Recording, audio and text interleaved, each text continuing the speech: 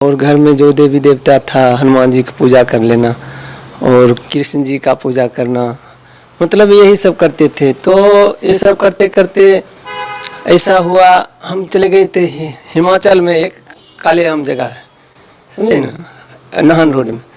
तो वहाँ एक कॉन्टिनेंटल फैक्ट्री है फर्नीचर का, उसमें हम काम करते थे, फॉर्म में नहीं करते थे, ठेकेदार के अंदर। तो वहाँ यही भक्ति करते थे। तो वहाँ भक्ति करते करते क्या हुआ, कुछ दिन जब वहाँ रहे तो एक कोई मेरे साथी गया था, वो निर्मला देवी वाला एक ज्ञान चला हुआ है, वो सहजयोग कहते हैं उसको। तो उसने हमको बताया जो उसमें चलिएगा आप। हम बोले हम तो कभी नहीं सब गए हैं। तो बोले चल के देखिए।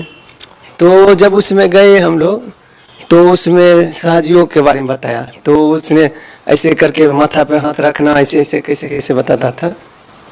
तो उसमें 8-10 आदमी जो है वो जुड़ गए थे। जुड़ने के बाद क्या हुआ, जो वो शाम को सुबह को उसमें जोत जलाना पड़ता था, सहयोग करना पड़ता, तो उसका जो है उल्टा परिवर्तन हो गया। सहयोग क्या होता है सर, कैसे करना होता है ये सहयोग? जैसे 10 आदमी बैठ गए ऐसे करके, और वो एक पुस्तक देती थी उनका जो भक्त लोग थे, तो उसमें लिखा हुआ था ऐसे करके हाथ पे सर पे रखना, ऐसे करके ऐसे जमीन पे रखना, एक तरह का योगा हुआ। हाँ। और मंत्र भी देते थे।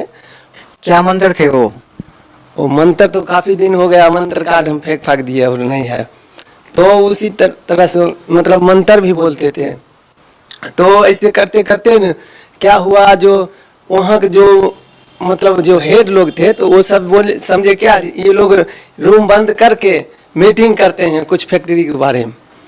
तो जाके क्या हुआ, जो मतलब जितना उसमें जुड़े थे ना सबको निकाल दिया वहाँ से, समझे। उसके बाद सब प्रार्थना लगाते रह गया, जो माता जी हमको अपना रोजी रोटी में लगाइए। किसी को नहीं आज तक रोजी रोटी में, सब वहाँ से एक एक करके चले गए बिहार। सर फिर आप संत रामपाल जी महाराज की शरण में कैसे आए?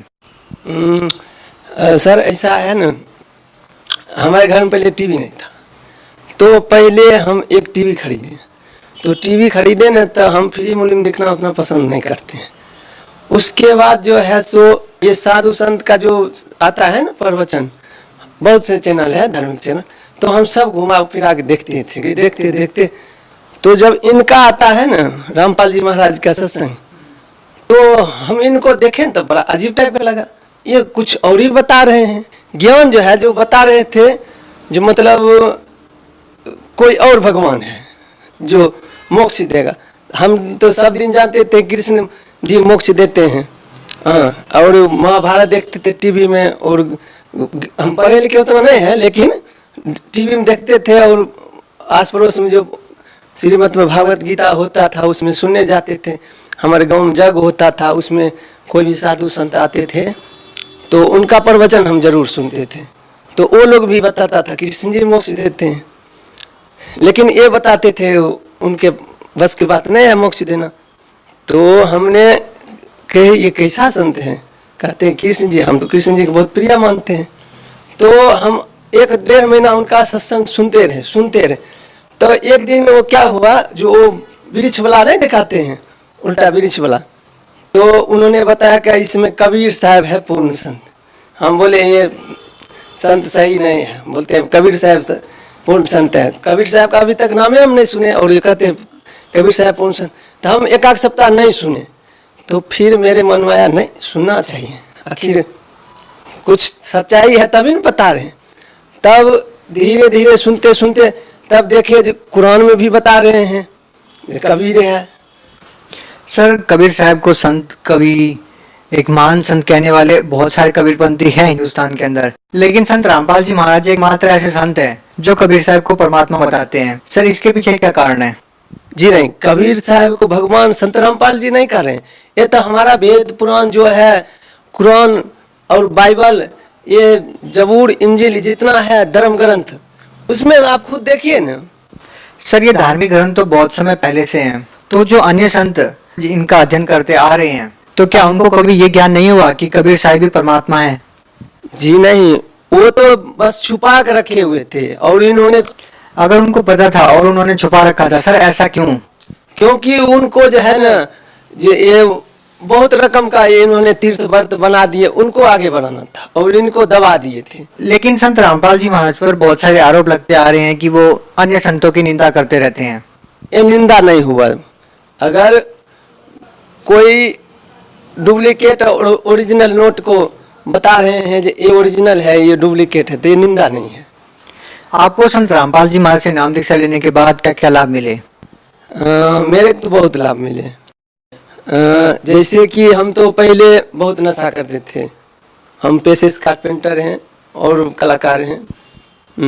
तो हर जगह काम करने जाते थे, तो कोई दारू दे देता था, कोई मुर्गा दे देता था, कोई कुछ दे देता, हम सब कुछ खाते पीते। लेकिन इनसे नाम लेने के बाद हमारा सब कुछ छूट गया। सर, हिंदुस्तान में लाखों करोड़ों लोग हैं जो नशा करते हैं और वो छोड़ना भी चाहते हैं, लेकिन वो छोड़ नहीं पाते। सरकारें भी इसके लिए बहुत सारी स्कीमें चलाती है, लेकिन लोग नशा नहीं छोड़ पाते। सर, आखिर संत रामपाल जी महाराज अपने शिष्य को ऐसा क्या ज्ञान बताते हैं कि जो भी उनके शरण में जाता है और नशा छोड़ देता है? जी नहीं, जड़ी बूटी नहीं दिए हमको। फिर कैसे? उनका मंत्र ही ऐसा है ना, अचूक मंत्र है। जो भी इस मंत्र को जाप करेंगे तो उनका सब रोग भी नाश हो जाएगा। सर, मंत्र जाप तो सभी संत देते हैं, लेकिन उनके अनुयायी नशा क्यों नहीं छोड़ पाते? उनका मंत्र सही नहीं है, इसलिए नहीं छूटता है। इनका मंत्र सही है। सर, आपको और क्या लाभ मिले? और ऐसा है ना, हमारे घर में भूत प्रेत का बेसी साया रहता था। हमारा भाई एक है बड़ा, वो कलकत्ता में काम करता है, और हमारी पत्नी है एक, तो वो दोनों को भूत प्रेत बराबर तंग करता था, बराबर। तो हम जब पहले पहले गए ना यहाँ से नाम लेकर, तो हमारी पत्नी को भूत बहुत तंग किया, क्या कि हमारे मंत्र जाप से वो भूत का रहने का ठिकाना नहीं रहता था। तो वो क्या काम करती थी, हमसे बेर बेर लड़ती थी। तो हमको पता नहीं था, जो जब भूत तंग करे तो मंत्र जाप करना चाहिए।